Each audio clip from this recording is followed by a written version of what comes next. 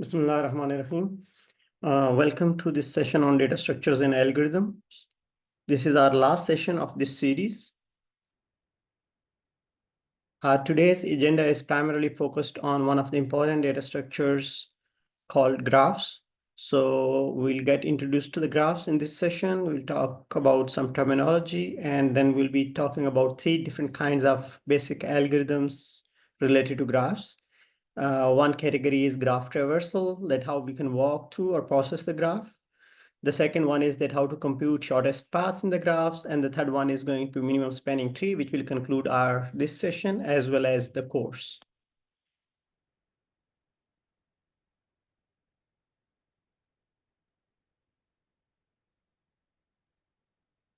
Let's start with the basic introduction of graphs. So before we get into the graphs, let's go over our quick historical story. There used to be a city under the German rule whose name was Königsberg. This is an era of World War I, and this was captured by Russia, and Germans were expelled. So then Russia renamed this place, and the Königsberg got renamed. But from mathematical perspective, Königsberg has still its fame. And the fame is that the Königsberg is divided into 4 parts by the river Pregel and connected by 7 bridges. So one of the mathematicians in the history actually posed this problem, that is it possible to tour Königsberg along a path that crosses every bridge exactly once? You can start and finish wherever you want, and it's not necessary to finish at the same time. So this is the sort of topographical view of the path of the city, Königsberg. So the blue lines are primarily representing the river. The red bars are the bridges. So rest of the places are different communities within the city. So you can start from any place in the city. You have to use a bridge, go to another part. So the idea is that can you cross every bridge exactly once? That means that you're not allowed to miss a bridge. You are not allowed to go over a bridge more than once. So Euler was the famous mathematician who actually posed this problem, and the problem of finding a path with the condition that every bridge is traversed or passed through exactly once is called Euler path problem. So a similar kind of puzzle or problem could be which you can try on your own, that if you look at the following different snapshots of the city, you can figure out that is it possible even to find such a path where you cross every bridge exactly once. So as part of your homework, you can play with these examples. So for some of the pictures, the answer will be yes. For some of them, answer might be no. Or alternatively, if you look at these different structures, these individual structures are called graphs. So can you try to draw any of these graphs without lifting the pencil and without drawing a line twice? So we are rewording the same problem of passing through every bridge exactly once in terms of graphs. So we know from our basic knowledge of trees that graphs have endpoints. Those endpoints are called nodes or vertices, and the lines between the vertices are called edges. So each edge is essentially representing a bridge. Each vertex is representing a patch of the city, and you have to move from that city to another city using that bridge. But every bridge should be touched upon exactly once. So if you have to redraw this whole picture, and if you succeed to redraw it by tracing every line exactly once without repeating any line and without missing any line, then that means that Euler path is there. And if you fail to do that, that means that Euler path might not be there in the underlying graph. So Euler actually mapped that Königsberg into this discrete structure, which is called graph. So each patch of the city is represented as a vertex. Each bridge is represented as an edge. And if you look at the white graph, which has been overlaid on the actual map, that has been extracted towards right in a relatively neater drawing. So this is just one example, one motivational example that many real world problems have been modeled as graph problems, and people then solve different technical problems related to graphs in order to answer the questions in the real world. So in our context, graph is a data structure. It's an excellent representation of wide variety of applications in computer science and electrical engineering and in many other domains. For example, computer networks themselves are graphs. We see graphs in recursion while doing recursive programming, different distribution networks of different facilities like power networks or telecom networks or wireless networks. Those are they are represented as graphs as the underlying data structure. PIAs, worldwide flight operations, PIAs, Pakistan International Airline. So any airlines worldwide flight operations are represented as graphs. And then like we work on the algorithms that how to move around different places. So different algorithms related to graphs actually help us to compute different kinds of paths and answer other problems. Facebook is an excellent graph. So different users are vertices, and the kind of links between friends, person to person, there's a link, so that's an edge. So the entire community of that social network can be represented as a graph. So some like very basic terms which we are familiar with, we know from our basic concepts of trees that nodes and vertices are interchangeable terms, and each endpoint in the data structure is called a node or vertex. The lines between vertices are called edges. So in our case, the graphs might be directed or undirected. By directed graphs, we mean that the edge has an arrow sign on it, and the traffic can move in only one direction. But undirected graphs means that we can move on both sides. So unlike trees, graphs can be weighted or unweighted, which means that each edge might be having a different weight. For example, if you are going to map an airline, so different lines might be having distances, for example, as the weights. Then there are some spatial graphs and general graphs. One like quick example of spatial graphs is trees. So trees are special kind of graphs which fulfill certain requirements. And general graphs means that the edges can go around between any two endpoints. And we'll see many such examples in our coming discussions.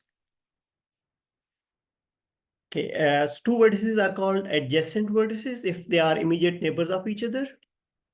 And two vertices are called reachable vertices if we can reach from one vertex to another one directly or indirectly. So let me try to draw a quick example over here. So for example, if this is a vertex, this is another vertex, this is a third vertex. So this is the graph. So let me name these vertices as A, B, and C. So A and B are adjacent vertices because they're immediate neighbors of each other. B and C are adjacent vertices. But A and C are not adjacent vertices because they're not immediate neighbors of each other. However, A and C are reachable from each other because we can go to B and then go to C. So there is a way to reach from one vertex to another way through multiple options. So reachability could be direct, could be indirect. Path means that there is a sequence of edges which can help us to move from one place to another. So for example, if you look over here, there's a path from A to C, which goes through B. Cycle is a provision that if we would have like another edge between A and C, that means that we start from A, we go to B, we go to C, and then we go back to A. So this whole thing will make up a cycle. So cycle is a path which actually leads us back to the starting point. So the graph is represented primarily as two sets. One is set of vertices, other one is set of edges. So if you look at this example which we have at hand, so the set of vertices, which is capital V, is essentially a set of three vertices, which they are A, B, and C. So this whole set makes up one major component of the graph, that is that it just defines the vertices. The second major component is set of edges. And if you look at the edges or nature of edges, so it's very obvious that edge has to be between two vertices.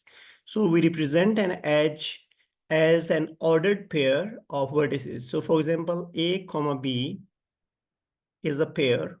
So AB is an edge. Same way BC is an edge. And I'm saying this is an ordered pair, and I'm saying that thing due to a reason that BC means that we can go from B to C. Same way we can go from A to C.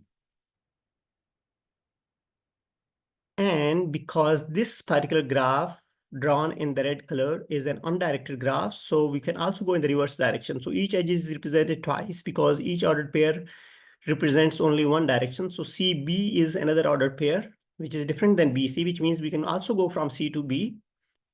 BA is another ordered pair, which is another edge.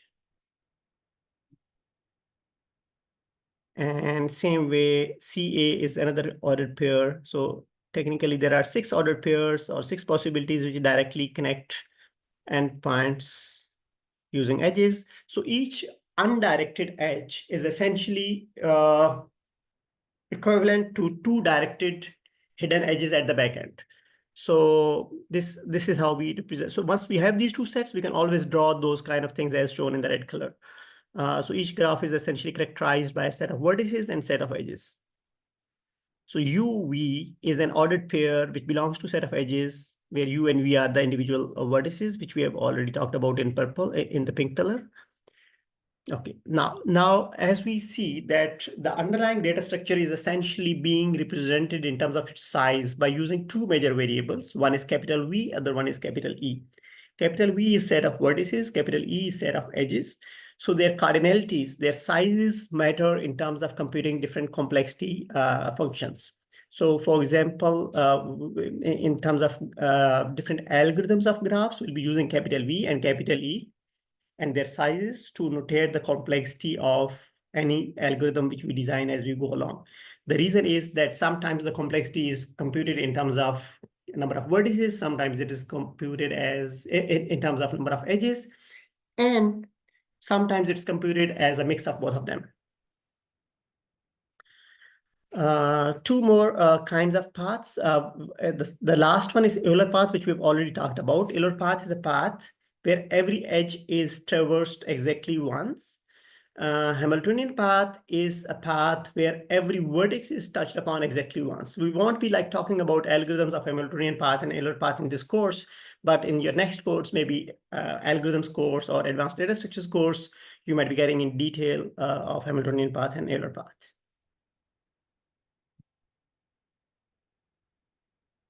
Okay, now the question is that in terms of programming, how can we represent this data structure, which is called graphs, in computer's memory? So there are two major ways to represent a graph in memory. So one way is called adjacency list. Other one is called adjacency matrix. So if you recall, adjacent means the neighborhood, the immediate connections. So first in the leftmost picture, we have been given an example graph. So first we look at that how we represent it as an adjacency list. And as the term list notates, you might be able to recall something related to linked list. So the way it is represented is that first we characterize each vertex. We have 5 vertices. So we create an array of 5 vertices over here. And each array is essentially head of a linked list. So in that linked list, we store all those nodes which are neighbors of 1. So if you look at 1 is directly connected with 2 and 5. So 2 and 5 appear in the linked list of 1. If you look at 2, so node 2 is now connected with many vertices. It is connected with 1, it is connected with 5, it is connected with 4, it is connected with 3. So all those nodes are arranged in a linked list. That means that all these nodes are neighbors of 2. And same way we do it for 3, 4, and 5. So essentially, if you look at the size of the adjacency list, so that is being measured in 2 terms. One is that we must have to store all vertices who are here at the start. So their size, this makes it capital V cardinality. So for the sake of simplicity, I'll keep on calling it as V. So that means the number of vertices over here in the graph. And each of the nodes in the linked list. So if you just count the total number of nodes, why did we add these nodes over here in the linked list? because each node is essentially representing an edge. So all these things on the right-hand side in total, they are equivalent to total number of edges. So the total size of adjacency list is V plus E. It's cardinality of V plus cardinality of E. So this is size of this whole data structure. We'll call it adjacency list.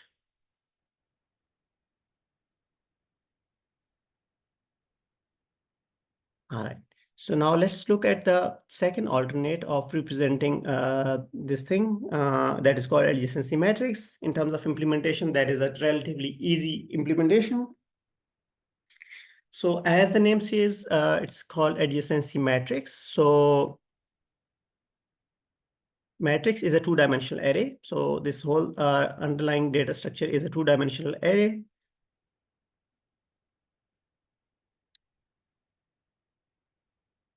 And if you look at this two-dimensional array, so the number of rows are exactly same as number of vertices.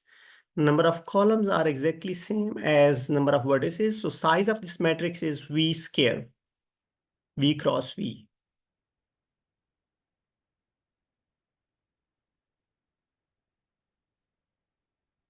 Okay, so what do we store inside the matrix?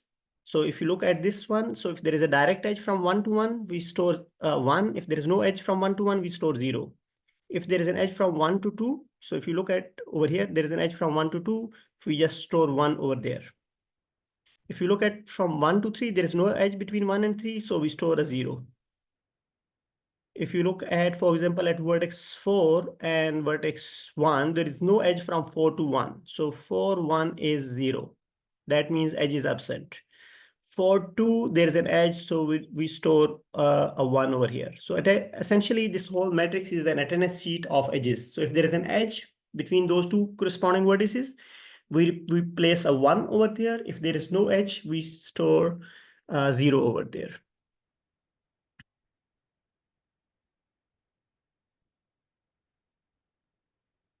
So these are the two like formal names, adjacency matrix and adjacency list of those data structures. What would be the size of these concrete data structures? We have already answered those questions. V square for adjacency matrix, V plus C for adjacency list. Which representation is better than the other one? It depends. It depends on the kind of underlying algorithm. Sometimes adjacency matrix is more convenient to process. Sometimes adjacency list is more convenient to process. In meanings, both of them are equivalent, but in terms of complexity, one of them might be more efficient option in implementation than the other as we choose a particular algorithm. So trees are a type of graph. Assume that vertices are numbered from 1 to 7 in a binary heap. So if it's a heap, that means it's a complete binary tree. And we are saying like 1 to 7, that means we are talking about something which is equivalent to a min heap. So the top one is 1. It has 2 children, 2 and 3. Sorry for the poor drawing. Each of them has 2 children. They are like 4 and 5. 3 has 2 children. They are 6 and 7. So this makes it a complete binary tree. At the same time, it makes it a min heap. So give an equivalent adjacency matrix representation for this thing. So if you look at the adjacency matrix, if you look at the number of vertices, there are 7. So essentially, you need to create an adjacency matrix of size 7 by 7. 1, 2, 3, 4, 5, 6, and 7. So same way, we need to have 7 columns.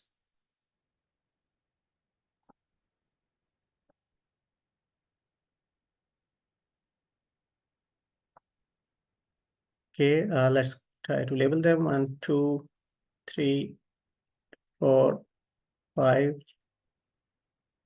6, and 7. 3, 4, 5, 6, and 7. So if you look at that, there's no edge from vertex to vertex. That means that diagonal of this matrix is going to contain 0. So 3 to 3, 4 to 4, 5 to 5, 6 to 6, or 7 to 7, there is no edge, so all of them are 0. So if you look at an edge 1, 2, so 1, 2 is 1, same way as 2, 1 is 1, because this is an undirected graph, so it's a symmetric matrix. Each edge is being marked twice in the attendance list. 1, 3 is an edge, 3, 1 is an edge. So there is no further edge from 1, so rest of the entries are 0. So same way you can complete rest of the entries on your own as part of your homework, but you got an idea that how that GCC matrix will start looking like this thing. So, and the second important homework of this thing is that once you're done with the completion of adjacency matrix, try to draw an adjacency list for the same complete binary tree of 7 vertices. Okay, so a few more terms related to graphs. So if you look at this graph, this is a directed graph. By direction, we mean that each edge has a fixed direction. And that means that each directed edge is now going to be marked only once in the attendance sheet. So there is an edge from 1 to 2, but there is no edge from 2 to 1. We can only walk in one direction. In degree of vertex is number of incoming edges. So if you look at the number of incoming edges to 2, they are 2. So in degree of 2 is 2. In degree of 1 is 0. There is no edge coming to 1. Out degree of vertex is number of outgoing edges. So if you look at vertex 4, so number of outgoing edges are 1. So its out degree is 1. Number of outgoing edges of 2 are 0. So its out degree is 0. Number of outgoing edges from 1 is 2, so its out degree is 2. So another exercise, like try to figure out that if you have been given an adjacency matrix, and for that purpose, you can just visualize that matrix, quickly draw that 4 by 4 matrix. How long does it take to compute the out degree of every vertex? How long does it take to compute the in degree of every vertex? So this is a homework. Try to do it on your own. Drawing the adjacency matrix will help you to capture the underlying concept. Once you're done with the basic algorithmic idea, try to figure out the number of steps in terms of V and E. And then you can like redo the same thing for adjacency list representation as well. So given a directed graph, which is composed of V and E, GT is transpose of the graph, which contains same vertices as the original graph, but direction of edges is inverted. That means that if UV was an edge in capital E, then VU is going to be new edge, which will form in the transpose. So for example, if you look on this left side graph, right side graph contains exactly same vertices, but directions of edges has been inverted. So once you invert the direction of edges, that means that resultant graph is called transpose. Again, another homework, try to figure out that how you can efficiently compute transpose of a graph from a given matrix. You can use your basic mathematical concepts to do it.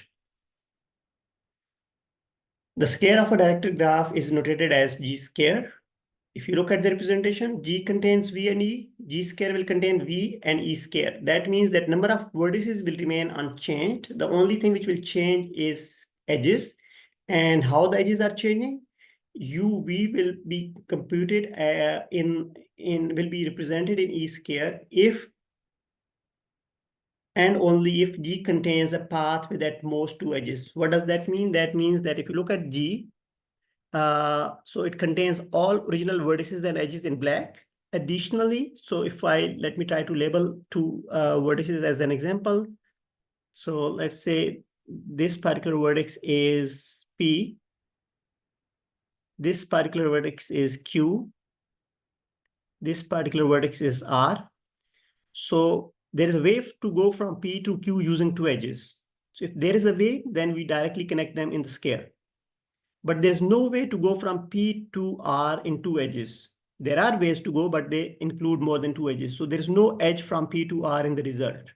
So it contains only those paths with at most 2 edges. With at most 2 edges means that all those paths which are connected using single edge will remain there. Additionally, we'll add more edges which can take us in 2 steps. And the same concept is extended to compute cube of a graph. That means that if the number of edges in between are 3, you can directly connect them. And then we move to something which is called reachability or transitive closure. That means that if there is any path, we just directly connect them. So that means that if you look at this input, there is a path from first vertex to the last vertex. If there is a path using any number of edges, we'll be directly connecting first and last. There's a path from first to third using the second one. So we directly connect first and third. So this is called, we're just notating the reachability, that which of the vertices are somehow reachable from another vertex. So this is also called transitive closure. And if there are two vertices which are not directly connected in the transitive closure, that means that there is no way that we can connect them using some number of edges. Okay, now we are done with the basic terminology of graphs. And we are moving towards some fundamental algorithms. So there are 3 categories of algorithms which we'll be going over in this session. The first one is breadth first search. So by traversal, we mean that we have to walk over the graph. So graphs in practice might be very complex, very large. So for example, this is just Stanford social graph whose snapshot was taken some years ago. Another social graph related to Facebook.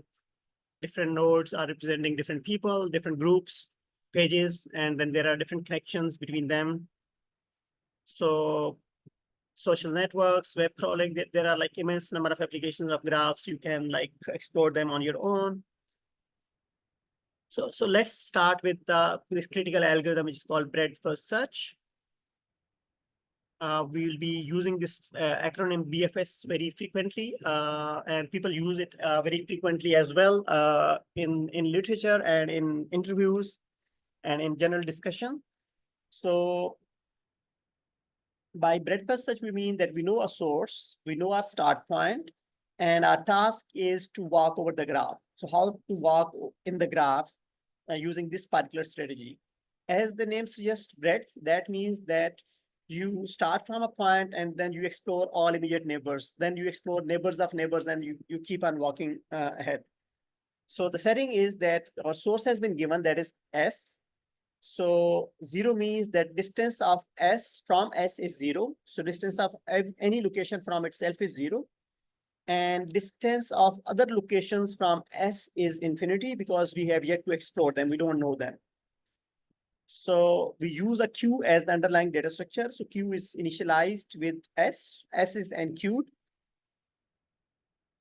So what we do is that we actually go over this algorithm. So some steps of this algorithm were shown in the previous slide. So BFS is name of the algorithm, whole graph is being passed, start vertex is being mentioned. And for each vertex in the graph, we set its 3 parameters. One is color, other one is distance, pi is parent. Parent has the somewhat similar concept as that of a tree, that where are we like coming from. So at the start, in the first 4 lines, color of every vertex is set as white, distance is set as infinity, and parent is set as nil. Then we go to that specific S vertex, which is the source vertex. Its color is set as gray, its distance is set as 0, and its parent is set as nil, which means that this is going to be the root. Then Q is initialized as an empty Q. And the first step which we do with the Q is that we NQS. Now, this is the kind of thing which we saw in the previous figure, right? So the first 9 lines are actually like sort of an explanation of that previous figure. So then we run a loop. This loop will keep on running until the queue is empty. The first thing is that we dequeue an element. This is a simple queue. So the element which came first will be dequeued first. And the element which is dequeued is stored in this variable called U. So then we run a loop on the adjacent vertices of U. So every vertex who is neighbor of U, U is the vertex which has been dequeued. we'll do this thing. If its color is already white, we'll make it gray. We'll increment this distance, and its parent will be set as u, and then that neighbor will be n cubed. So we'll keep on doing this whole exercise, and let's see them in visualizations. So this is our start point, the first 9 steps. S has been set as gray. It has been put in the queue. And now what we do is that we extract S from the queue, and then we run a loop for its neighbors. So its neighbors are R and W. So in the next step, S becomes black and its neighbors are changed.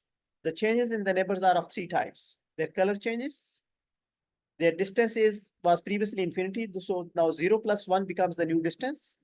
Over here, it becomes 0 plus 1. And the third thing is that they are n cubed in the queue. And these bold edges actually represent that parent of R and W is S. By parent, we mean that how did we reach to R and W? So we know the path. So now S has been dequeued. So whoever is dequeued is made black. That means that that vertex has been completely processed. So then we dequeue. Our loop is actually dependent on the structure of the queue. If queue is not empty, we'll keep on running. So then we dequeue the next element. W is dequeued, so W becomes black. Its neighbors are explored. Only those neighbors are explored which are white. So its white neighbors are T and X. So their distance becomes distance of W plus 1, distance of W plus 1. Their colors become gray and their parents are set as W. And those 2 vertices T and X are also enqueued in the queue. So the next item to be dequeued is R. So we go to R becomes black. R has only one white neighbor, which is V. R had a neighbor S as well, but S is not black, S is not white, so we won't be processing S. So distance of V becomes 2 because distance of R plus 1, and this V is also enqueued in the queue. R becomes black because it has been dequeued and it has been now completely processed. So the next item, which is dequeued, is T. So this whole thing will keep on running. You can follow up with the complete these animations. They're available in the slides.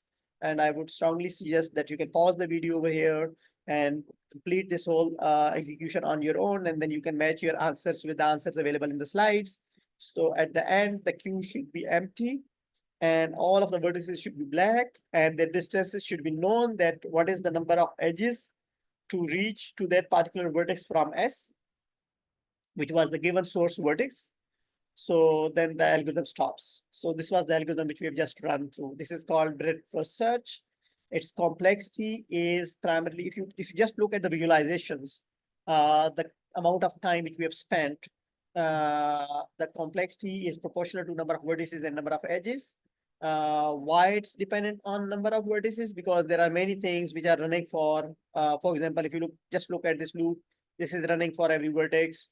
Then we put every vertex in the queue. That means that that vertex is again, each vertex is being processed. And then when we look at the adjacent neighbors, that means the edges are being looked at.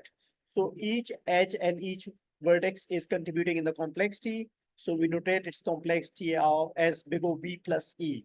And if you recall the basic concepts of big O, V plus E essentially means that max of V and E. So if V is larger, that will dominate and E will go away. If E is larger than V, then E will dominate and V will be neglected. But for an unseen graph, we'll keep both of these variables in the complexity calculations because we don't know that what kind of graph has been given to us in terms of V and E.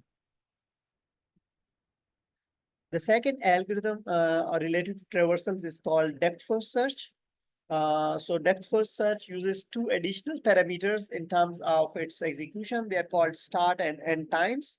So start and end times are essentially notated like this. So start is primarily represented as number of steps. So it is notated as start slash end or finish time. So these 2 times are being represented as slash inside each vertex. So if you look over here at U, the start time is 1. It's an integer. So by time means that it's a step number. So Let's walk through this algorithm. So we are starting from U. So start is 1. Then we explore one of the neighbors of U, that is V. So that is 2.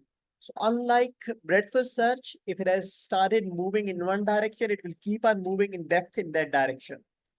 And once the depth is over, then it will come back. So it's just like a recursive call.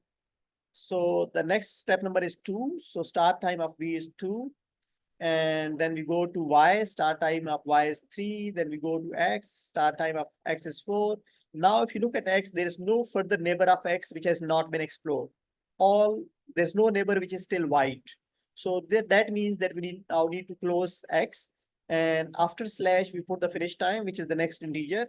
So finish time of X is 5 and X becomes black. Then we go back to check neighbors of Y. No one is available. So that becomes 6. V becomes 7. And U becomes 8. And now if you look over here, so our one call is over. So unlike breadth first search, depth first search will look for any remaining white vertex and it will restart. So we can start our next time step from W because there is white. So it goes to Z, that becomes 10, Z becomes 11, and then it becomes 12. So the additional thing which you might have seen in these animations are that these FBC or the different kinds of terms which have been put over here, those are different edges. So each edge in that graph is classified as a particular type. So all those edges which are being used in the actual execution, they have been made bold. Those are called tree edges. All those edges which take us back to something which is already explored, like this one or this one, they are called back edges. All those edges which come between different executions or between different branches, they are called cross edges. And all those edges which go from a parent to some grandchild or grandchild, those are called forward edges. So for this course, the purpose is just to introduce this terminology, and there's a homework which will expect you to explore these in detail in terms of DFS execution on your own. But you may also consider them as a secondary thing as compared to the algorithms themselves. So these are different classes of edges which we have talked about. So DFS algorithm starts like this. It starts with it uses this building block called depth first search. It calls DFS visit, depth first search visit. A global variable time is incremented. That becomes the discovery time of a vertex. D is the start or discovery time. Color is made gray. And then for every vertex which is adjacent to that vertex, if it is still white, its parent is updated and a recursive call is made on that particular neighbor. And this keeps on working. So its complexity is big E because it started with a vertex and it only takes care of the neighbors. So that's why it's only dependent on, in the worst case, dependent on the number of edges. But this building block is used in the parent algorithm, which is called DFS.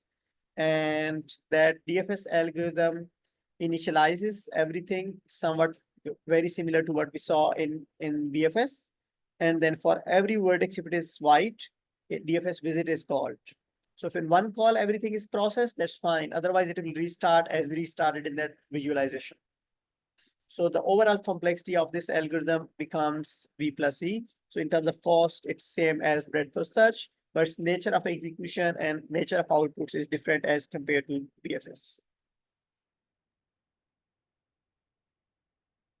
You can take a pause or take it as a homework, run depth first search on this algorithm, on this graph, starting from A. Once done, do the same thing from while starting from G. Try to compare the outputs. And what are the similarities? What are the differences? So one similarity which you might have come across is that is called a source vertex.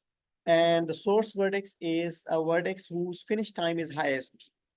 So how to find it? Run DFS in any order, and the vertex which gives you the largest finish time will give the source vertex. So what is a source vertex? Source vertex is a vertex which will take you to all parts of the graph if you start from there. So if so let me try to rephrase this thing. Source vertex is a vertex. If you start from that vertex, you can explore all parts of the graphs, if that's possible. So if you run DFS in any order, the vertex with the largest finish time will give you the source vertex. Please verify this claim by running DFS multiple times on this graph. Another term is called sync vertex. Sync vertex is a vertex, it's a sort of flipped concept of the source vertex. So you can reach to that particular vertex from any part of the graph. How to find it? That's a bit tricky. So I would strongly suggest and recommend that pause the video and think how to find the sync vertex. And if you pause the video, you might have come across this idea that given a graph, first find its transpose. By transpose, we mean that flip the edges. And in the transpose graph, find the source. So that source in the transpose graph will be the sync vertex of the original graph. And so these are the kind of questions which might be helping us to figure out the difference between the functionality of breadth first search and depth first search. So for example, if you have to compute source of sync vertices, depth first search is very helpful as compared to breadth first search. But for certain things, breadth first search might be preferred over DFS. It depends on the underlying problem which you are trying to solve. Answer the last question on your own by having a quick close look on the algorithms. Are DFS visit and BFS equivalent? Run DFS while starting from B as homework and try to classify the edges into those 4 classes which we have just discussed: tree edges, cross edges, back edges, and forward edges. And can you, besides visualizing this thing, can you write some pseudocode or algorithm or modify DFS in its steps a little bit to correctly classify all these edges? How can we use DFS to figure out if there is a path from every vertex to every other vertex?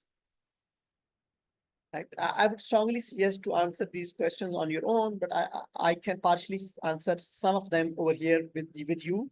So first pause the video, think about it, and then I'm going to answer this question. So if you pause the video, you might have seen that how can we use DFS to figure out if there is a path from every vertex to every other vertex. That means that we need to run DFS visit from every vertex. And if result of a DFS visit gives us all non-white vertices, that means that there's a path from every vertex to every other vertex. Can DFS be applied on an undirected graph? Yes. Answer these questions on your own. This is a slightly tricky question. You may skip for this course, but I would strongly suggest that if you have time after this course, try to do this thing. Do the coding part of these algorithms, which we don't have time as far as this semester is concerned, but try to rewrite DFS algorithm without recursion. This is one of the famous interview questions as well. We are going to have a look at one application of depth first search that is called strongly connected components. So strongly connected components are sometimes abbreviated as SCCs. So it's a maximal subset of vertices. Each strongly connected component is a maximal subset of vertices such that each vertex is reachable from every other vertex in the subset. For example, if you look at this graph, each colored component is one strongly connected component. So it is fulfilling those 2 properties which we have just discussed. Its size is maximal. We can't add any 4th vertex in this set because, why? Because each vertex has to be reachable from each other. So all these vertices essentially lie on a cycle. No other vertex can become part of that cycle. So this is one component.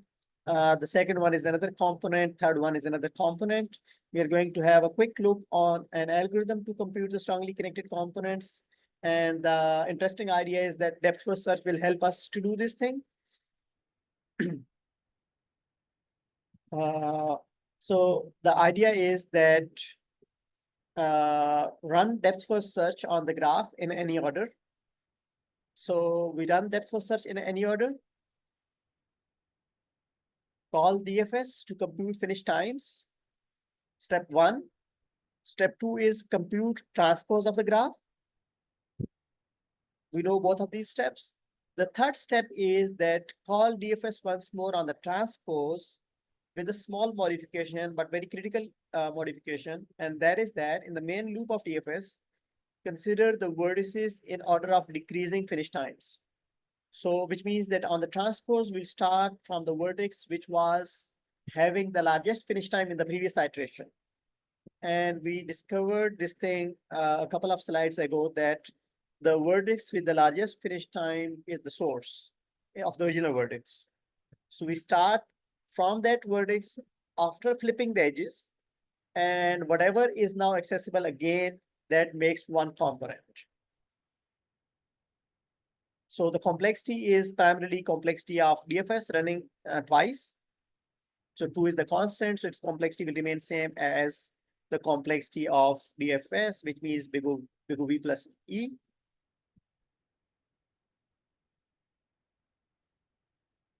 So as part of your homework, try to compute strongly connected components of this graph on your own. Compute strongly connected components of this graph as well. Now we are getting to the next important topic, which is called shortest paths. So when we say the shortest or longest paths in graphs, that means now nature of the graph is changing, and that is that we are talking about the weighted graphs. So the point is that the question is that how to find the shortest path from one point to another point in the graph, or from one vertex of the graph to another vertex of the graph. How to find the shortest path from one source to all other places, or vice versa. How to find the shortest path from every vertex to every other vertex of the graph. So single source shortest path is the focus in this session. Input is a directed graph with a weight vector, which means that every edge has a weight, and we know the source. So when we say single source shortest path, then we are interested in the output, that we have to output the shortest path from S to every other vertex. V minus S means that we are talking about all other vertices except S. So S is the given source vertex. So from that source, we have to find the shortest path to every other vertex. So that's our target. In order to do that thing, we are going to have a look on some pieces which we'll need to design our algorithm. So the first one is initialization. Initialize single source. So we have been given a graph, we know the source. So for every vertex in the graph, we set its distance as infinity because we have yet to explore that. And we set its parent as nil. And then after done, then we set distance of source from itself to 0. So this is the component or building block, which is called initialize single source. And this is the simplest algorithm as the loop is running V times. So complexity of this algorithm is big O V.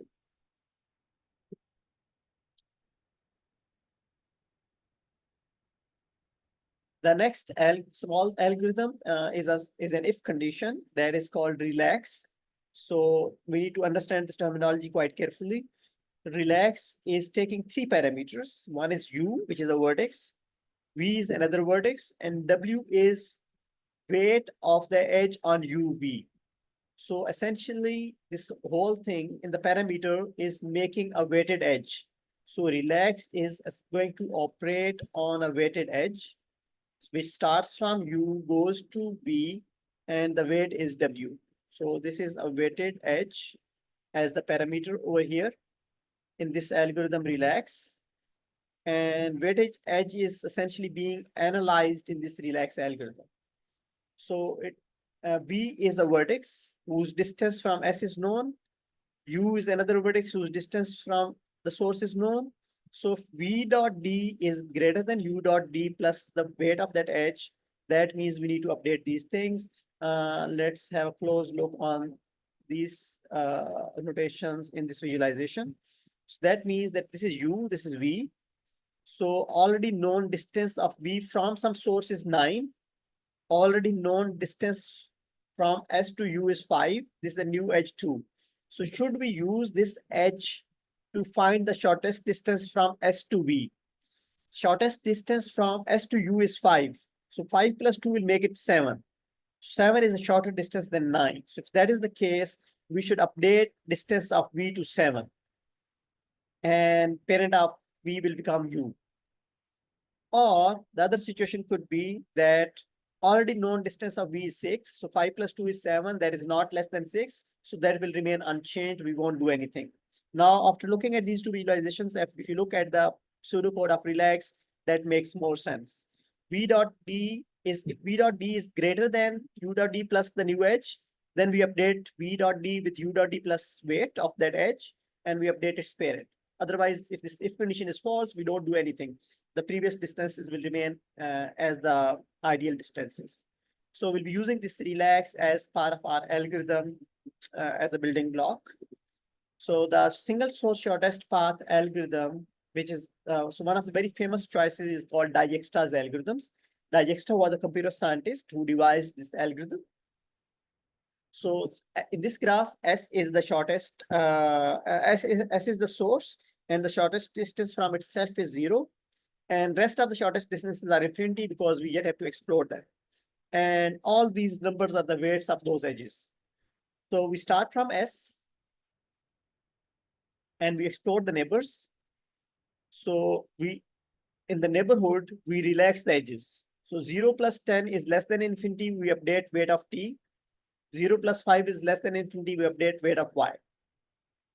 In the next phase, once y is done, we go to the vertex, which has now shorter distance. So let me go back one step.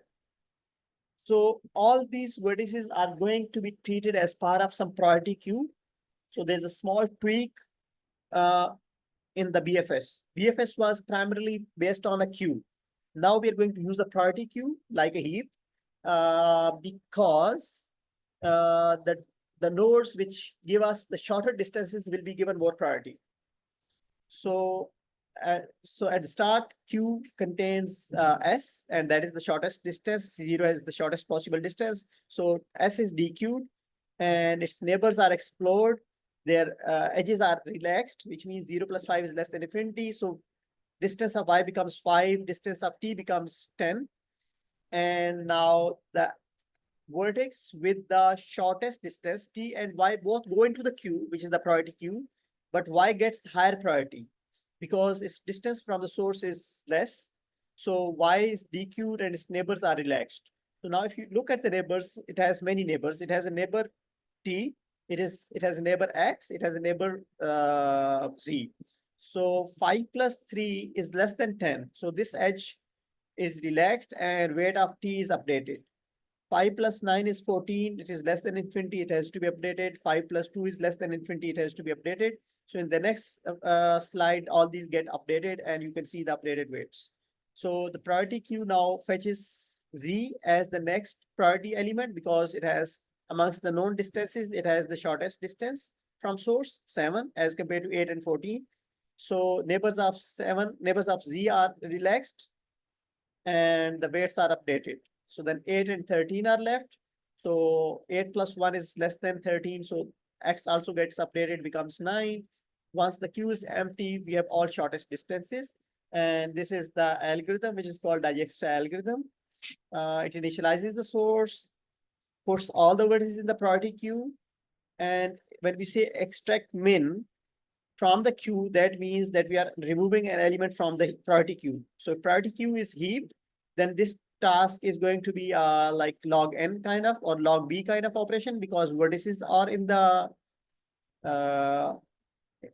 priority queue. But if we change the underlying implementation, then the complexity will change.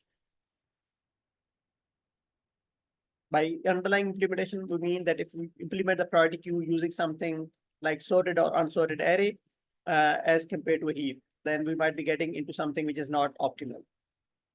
So its complexity is big O V log V. And this is called single source shortest path algorithm. This is one particular algorithm which we have studied in this course. It's known as Dijkstra's algorithm, but there are some other very attractive algorithms as well, like Bellman-Ford's algorithm. So if you like capture things till now, but what we have done, that will be really good. There are some additional advanced questions related to Dijkstra algorithm, which I'll leave for you to think and ponder upon on your own, but I won't include them in your exam. So this is a homework. Go through this homework. Essentially, it has been extracted from the textbook. So there's a modification which we are trying to make and figure out that after the modification, will the algorithm remain correct or not correct? Another important homework, and this is a very common interview question as well, that is that Dijkstra's algorithm may fail on negative weights. So weights are numbers. Numbers may be positive, may be negative. So if there are negative weights, then Dijkstra's algorithm may fail, not necessarily a cycle.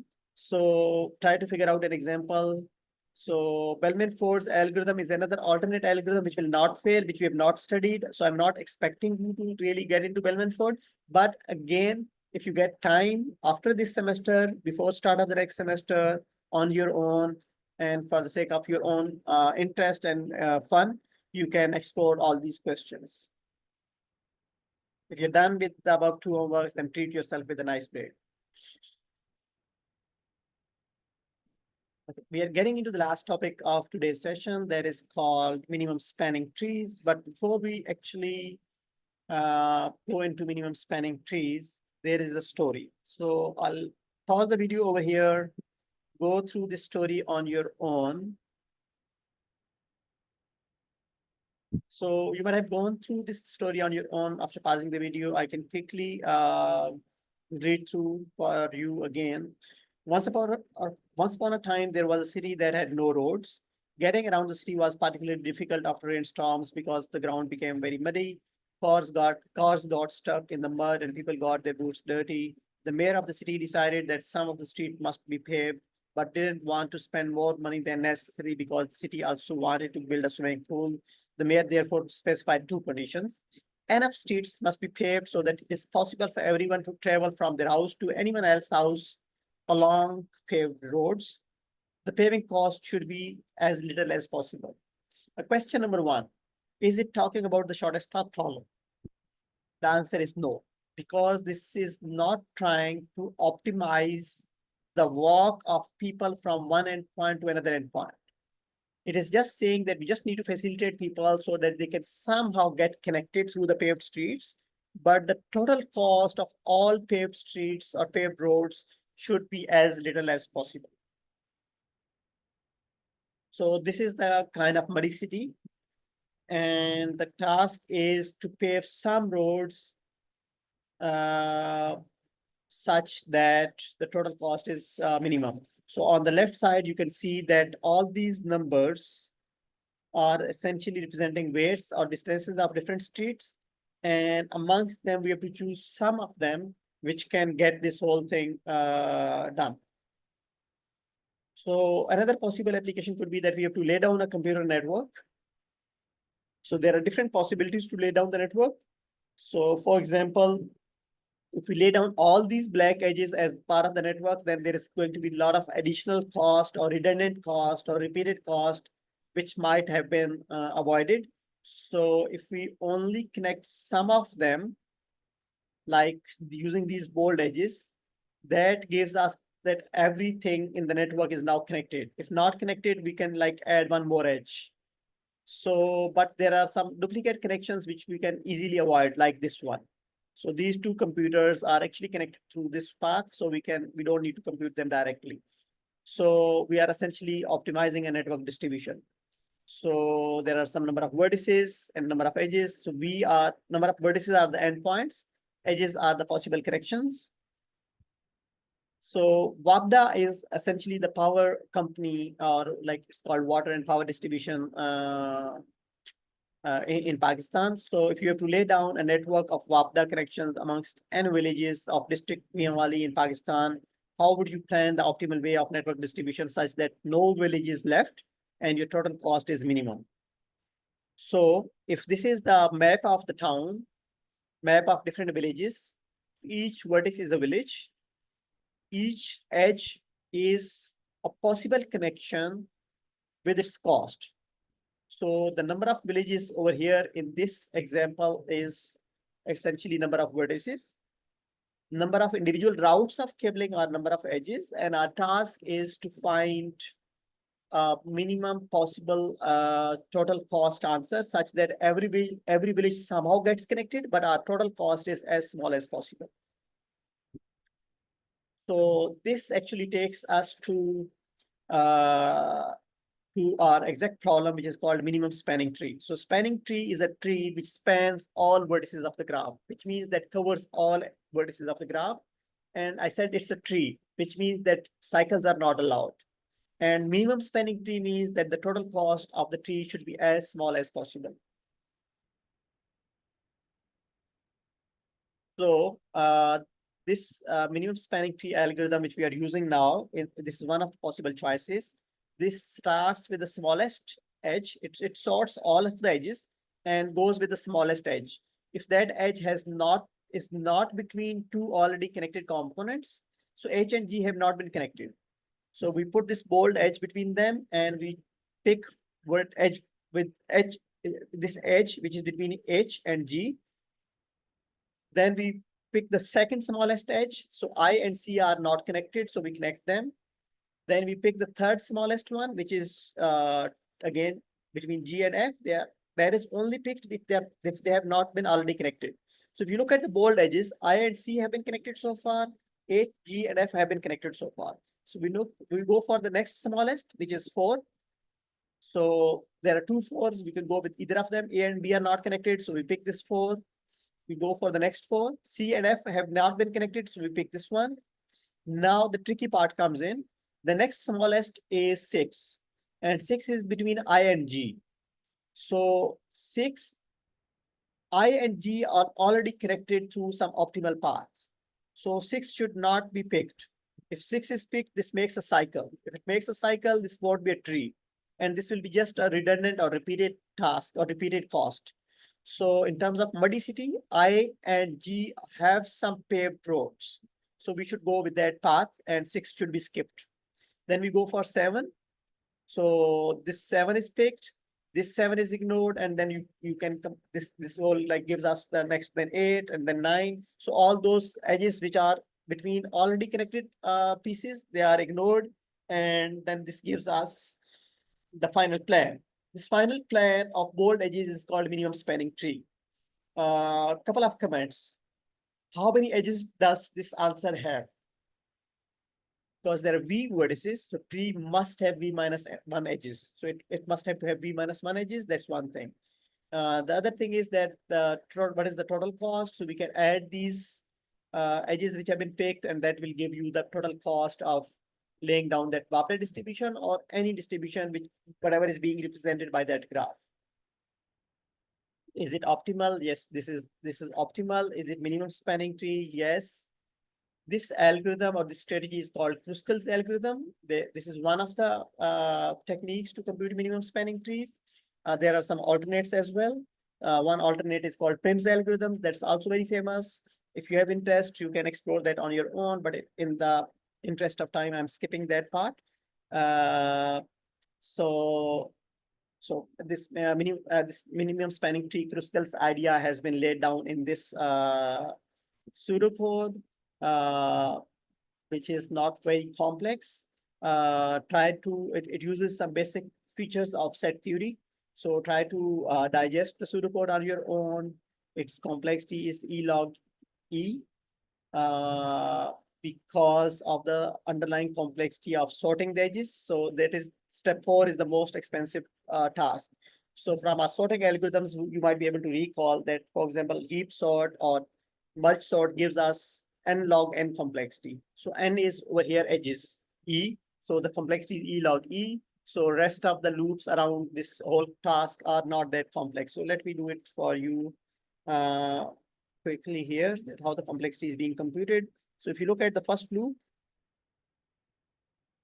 so it is running V times because It's on the vertices, so its complexity is big O V. If you look at this sorting part, so we go for the optimal sorting algorithm, and the number of items being sorted are all edges. So its complexity is E log E.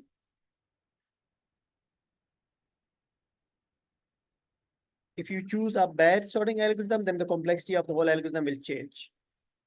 And let's look at the last loop, this part. So this is also running on number of edges. So its complexity is overall big O E. So if you add all these complexities, V plus E log E plus E, so the largest dominating factor over here amongst all these additions is this one. So that's why the overall complexity in terms of big O will be represented as E log E.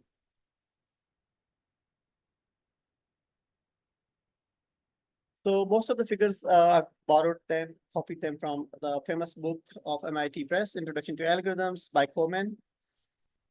We are done with everything. We're done with the course content.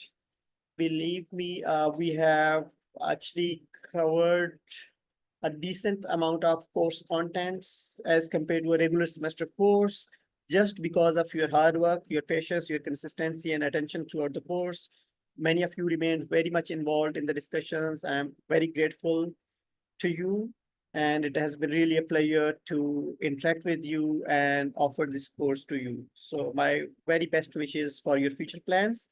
Thank you very much.